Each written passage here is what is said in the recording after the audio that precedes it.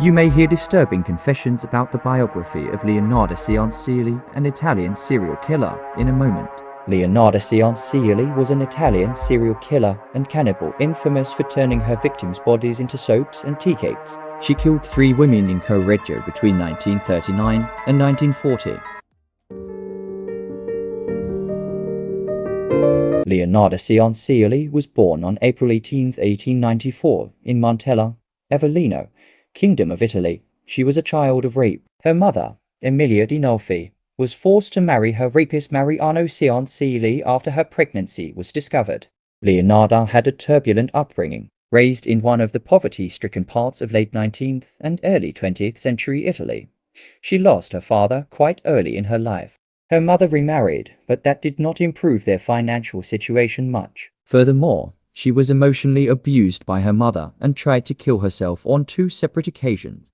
When she was a young girl, Leonardo was arrested twice by the police. The first time was for theft, and the second time was for stabbing another woman during a fight. Going against the wishes of her parents, who had picked a wealthy suitor for her, Leonardo Cianciulli married a registry office clerk, Raffaele Pensardi, who was considerably older than her. She would claim throughout her life that her mother cursed her and her husband on this occasion. While the notion of placing a curse on someone might sound preposterous, her life was full of misery and pain from that point onwards. Cianciulli and her husband moved to Lauria, a town and commune which is, in modern times, located in the province of Potenza, in 1921. They had financial troubles right from the beginning. Pensardi, with his meager earnings, could not support their growing family as they soon started to have children. Cianciulli worked as well. However, in 1927, she was arrested for fraud and went to prison. After she was released, she and Pensardi decided to move the family to Lacedonia,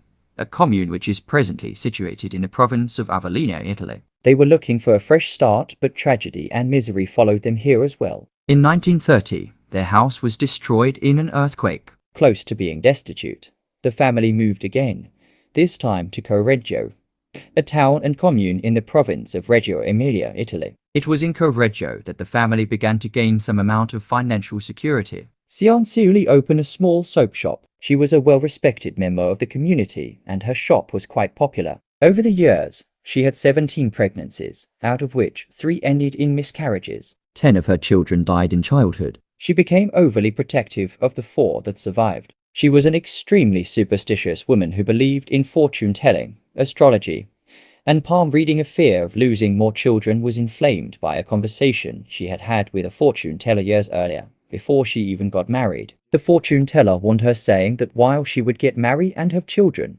they would all die young. She reportedly met another Romani, a palm reader, who told her that she saw prison in Cianciulli's right hand and a criminal asylum on the left. In 1939, the World War II had broken out, and Italy, led by fascist leader Benito Mussolini, was looking to enter the war on the side of Germany. They had begun recruiting for their military, and Giuseppe Pensardi, Cianciulli's eldest son, had been designated to be part of the Italian army. Giuseppe was her favorite child, and she soon became afraid for his safety. Determined to protect him at all costs, she decided the only way to do it was by human sacrifice. Cianciulli was a fortune-teller herself and had garnered favorable reputation as such. All 3 of her victims were her clients who had come to her seeking help. Faustina Setti was a middle-aged unmarried woman who was looking for a husband. During her visit, Cianciulli told her that there was a suitable partner for her in Poland, modern-day Croatia, but instructed her not to tell anyone anything about it. Setti was also told to write letters and postcards so they could be sent back to her relatives and friends after she got to Poland. On the day of her departure, she came to bid goodbye to Cianciulli, who gave her drugged wine to drink. After she had fallen unconscious, Cianciulli murdered her with an axe, pulled her body into a closet, and hacked it into 9 pieces. She also collected the blood into a basin. Following her arrest, Cianciulli gave a detailed account on what she did with Setti's remains. She told the authorities that she threw the pieces into a pot, added 7 kilos of caustic soda, and stirred until the mixture had turned into a thick, dark mush. She then poured it into several buckets and disposed of it in a nearby septic tank. As for the blood in the basin, she let it coagulate before drying it in an oven, grinding it, and mixing it with flour, sugar, chocolate, milk, eggs, and margarine to make lots of tea cakes. She gave many of these to visiting women, and the rest were eaten by Giuseppe and herself. According to some sources, Sion Seely got Setti's life savings as the payment for her services. It was about 30,000 lira. Her second victim's name was Clementina Soave. Like Setti,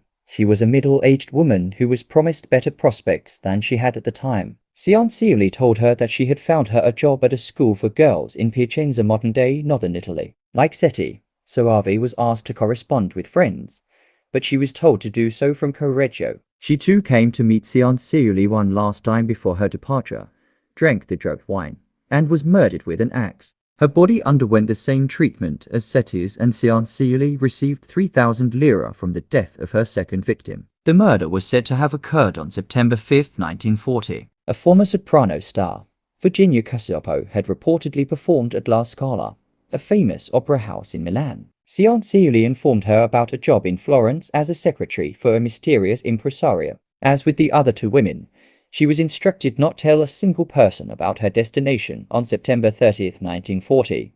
She came to say goodbye to Sion Seely, who later gave a chilling account of what happened next. She ended up in the pot, like the other two. Her flesh was fat and white. When it had melted, I added a bottle of cologne, and after a long time on the boil, I was able to make some most acceptable creamy soap. I gave bars to neighbors and acquaintances. The cakes, too, were better. That woman was really sweet. From Cacioppo.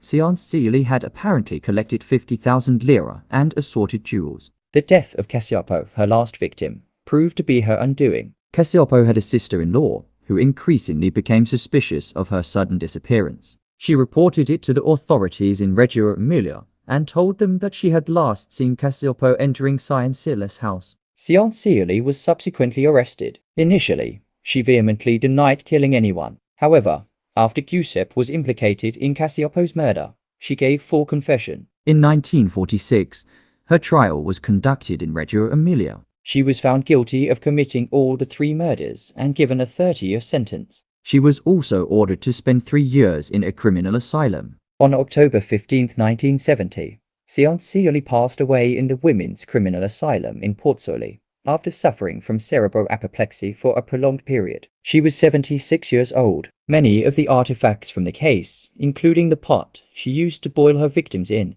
made their way to the Criminologico Museum in Rome, where they are currently displayed. There have been several adaptations of her story, both on stage and in films. In 1979, a play named Love and Magic in Mama's Kitchen was produced by Lina Wertmuller at the Spoleto Festival. It narrated Sion Seely's life in a darkly comedic tone. In Mauro Bologna's 1977 directorial venture, Gran Bolito, American actress Shelley Winters portrayed Sion Seely.